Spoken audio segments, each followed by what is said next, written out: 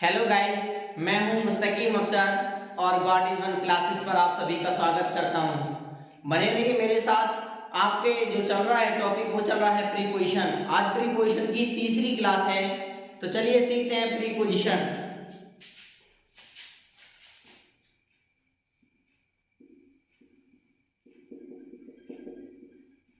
Preposition का अर्थ होता है संबंधवाचक,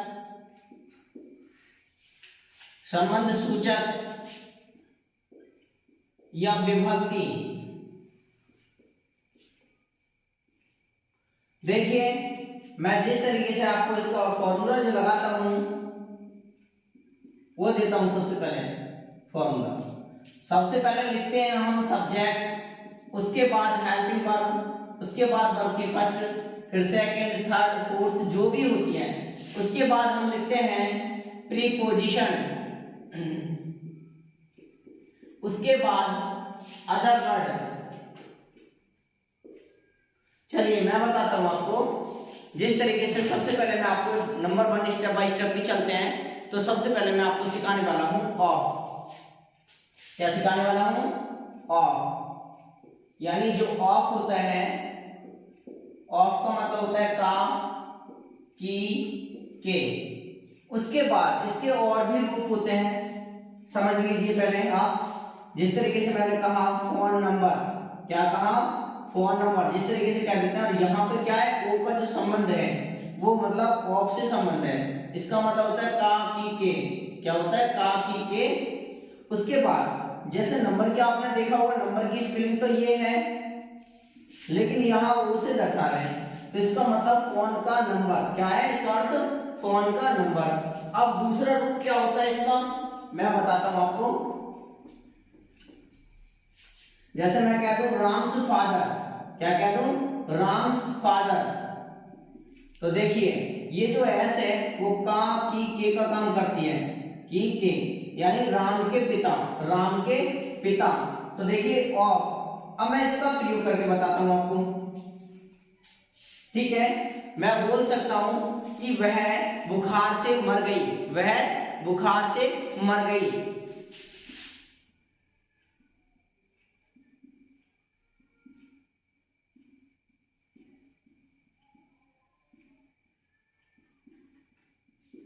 तो देखिए सबसे पहले यहां जो है स्त्रीलिंग है, यानी फीमेल जेंडर है, तो यहां कर सकते हैं हम लोग सी। उसके बाद मरना, डाई, यहां यानी थर्ड फॉर्म हो जाएगी सी या second, she die of fever, यानी शी डाई ऑफ फीवर,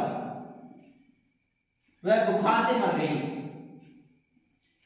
यानी वह बुखार से मर गई। तो यहां मैंने कहा कि इसका अर्थ से भी होता है, इसका अर्थ से भी होता है। का, की, के मतलब बुखार का कारण था, वह मर गई। अब नंबर 2 पे मैं बताता हूं आपको ड्यूरिंग।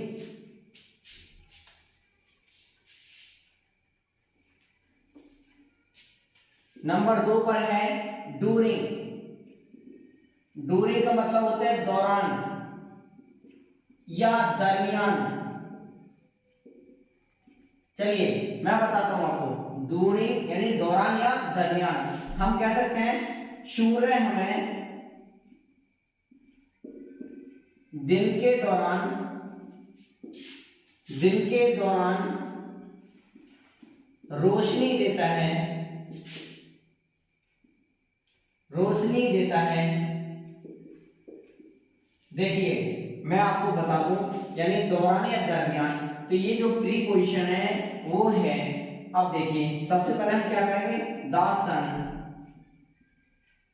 उसके बाद यानी देना की क्या होती है, गिव्स, यानी यहां सिंगुलर है सन, इसलिए गिव्स अस। उसके बाद क्या करेंगे हम, पहले दौरान या अस लाइट, या दे सकते हैं हम लोग लाइट। अच्छा जी, एक बात और मैं बता दूं आपको, जैसे ये मैंने लाइट लिखा, लाइट का मतलब होता है रोशनी या प्रकाश। अब ये जो आप बिजली बोलते हो उसको हम पावर बोलते हैं। क्या बोलते हैं? पावर बोलते हैं। यहाँ जो लाइट, जो प्रकाश होता है, उसको रोशनी को लाइट यानी कह सकते हैं। और जो biजली होती है, जो हम क्या देते हैं, नहीं वो लाइट आ गई, नहीं, हम उसको क्या कहते हैं, पावर कहते हैं। तो लाइट, उसके बाद दौरान, तो ड्यूरिंग ऑन डे, यानी ऑन डे, दिन के दौरान। अच्छा ये जो मैं बता दूं आपके लिए, अगर हम इसको कहें तो फिर दा प्रयोग कर सकते हैं, यानी मैं बताता हूं आपको, यानी दा का प्रयोग, दा का अर्थ होता है वो या वह, है ना। इसको दी कब पढ़ेंगे, जब पहला अक्षर ये अगर हमारा वोवेल होता तो दी पढ़ते, और जब ये कॉन्सोनेंट है तो इसको दा पढ़ रहे हैं। अब उसके बाद में मैंने कहा ये आर्टिकल से यहाँ ऑन इसलिए लगा रहे, डबल आर्टिकल्स हो जाएगा, सॉरी हमारा प्रीपोजिशन हो जाएगा, और ऑन भी प्रीपोजिशन ही होता है। तो देखिए अब हम क्या कह सकते हैं, ड्यूरिंग द डे, जो प्राकृतिक यूनिवर्सल चीजें होती हैं, सूरज, चांद, तारे, दिन, रात, उनके साथ में हम दा का प्रयोग कर सकते हैं। तो चलिए उम्मीद कर रहा हूं ये भी आपकी समझ में आ रहा होगा। जो हमारा तीसरा जो पॉइंट है, जिस तरीके से हम प्रीपोजिशन चला रहे हैं, हमारा तीसरा पॉइंट है एलॉन्ग, और एलॉन्ग का मतलब होता है किनारा, किनारे। मैं बताता हूं आपके लिए एलॉन्ग, तीसरा पॉइंट है हमारा एलॉन्ग, किनारे, किनारे।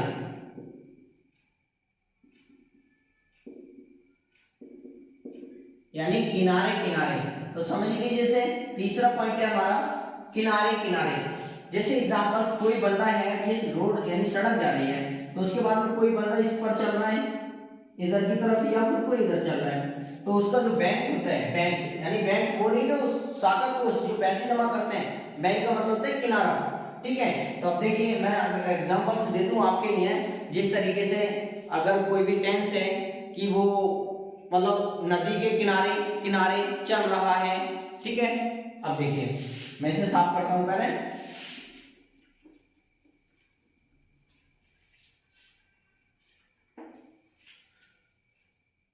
वह नदी के किनारे किनारे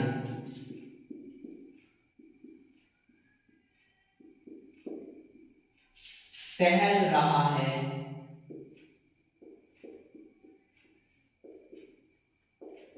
देखिए मैं आपको बता दूं, ये जो किनारे किनारे डबल टू यानी डबल जो शब्द है, तो उसके लिए मैंने कहा अलोंग। तो देखिए सबसे पहले ही, उसके बाद अच्छा मैं इसके बारे में तीन बता देता हूं, यानी पहला तीन, उसके बाद में बैक से बना के लेके आते हैं। अब ये प्रेजेंट कंटीन्यूअस का टेंस है, ही इज वॉकिंग, टहलना, घूमना, और उसके बाद ये जो किनारे किनारे लगा हुआ है, तो हम इसको क्या नाम दे सकते हैं, अलोंग। क्या दे सकते हैं, अलोंग। उसके बाद यानी के, तो हम यह कह सकते हैं द रिवर, यानी he is walking along the river, तो वह नदी के किनारे किनारे टहल रहा है। अब अगला पॉइंट मैं बताता हूं आपको, स्टिल और ये दोनों एक साथ बता देता हूं आपको, स्टिल और ये।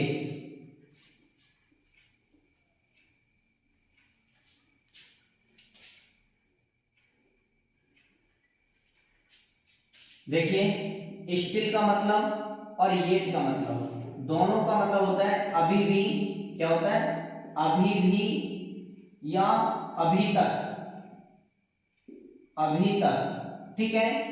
अब देखिए अब मैं बताता हूं इसके लिए कब इस्तेमाल कर सकते हैं। हम कहते हैं स्टिल का जो प्रयोग करते हैं वो रुका हुआ काल होना चाहिए, यानी क्या होना चाहिए, रुका हुआ होना चाहिए, रुका हुआ काल होना चाहिए।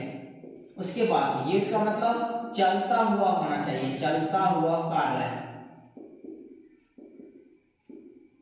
अब उसके बाद में देख लीजिए, मैं आपको बताता हूं एग्जांपल्स, जैसे वह अभी भी सो रहा है, वह अभी भी सो रहा है।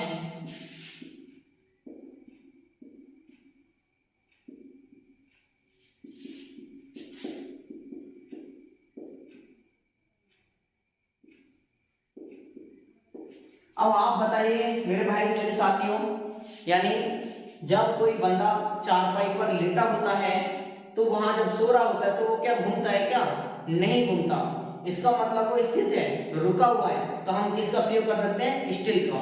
तो देखिए मैं एक बार बनाता हूं इसको, ही इज, उसके बाद स्टिल स्लीपिंग, क्या कह सकते हैं हम इसको, स्लीपिंग। देखिए मैं कह दूं इसके लिए सबसे पहला थी, उसके बाद में अब ये कहूंगा कि प्रीपोजिशन क्यों लगा दिया सर यहाँ। देखिए मैं बताता हूँ, यानी यहाँ पे हेल्पिंग वर्ब के ही बाद स्टिल या येट का प्रयोग होता है। अब मैं येट का प्रयोग बताता हूँ, यानी चलता हुआ कार्य कब हो सकता है। जैसे तुम अभी भी खेल रहे हो, तुम अभी भी, अब देखिए कोई खिलाड़ी है और खेल रहा है, इसका मतलब चल रहा होगा। तुम अभी भी खेल रहे हो,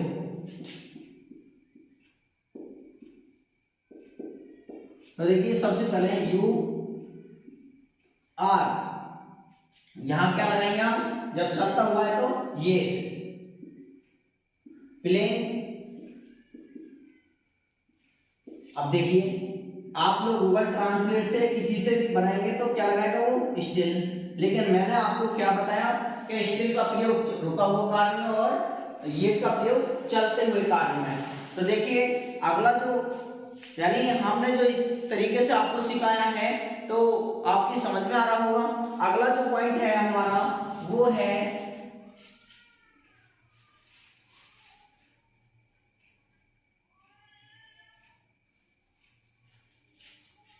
देखिए मैं आपको बताता हूं